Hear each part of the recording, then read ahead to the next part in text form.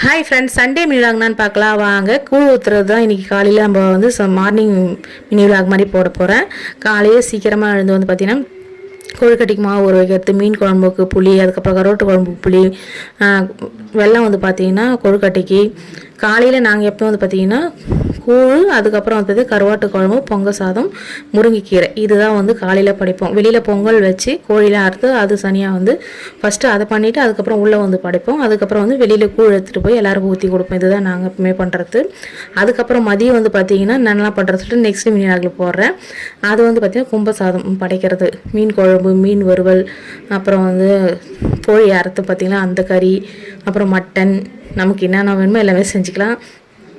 அதுக்கப்புறம் வந்து பார்த்திங்கன்னா வெளியில் சாமி கும்பிட்டு உள்ளே வந்து பார்த்திங்கன்னா சாமி கும்பிட்டுட்டு அப்புறம் வெளியில் போய் கூழ் எல்லாேருக்கும் வந்து போகிறவங்களுக்கு எல்லோரும் கூப்பிட்டு ஊற்றிட்டு அது பக்கத்து வீடு சொந்தக்காரங்க எல்லாேருக்கும் கொடுத்தாச்சு. அப்புறம் நாங்களும் வந்து சாப்பிட்டு முடித்தோம்.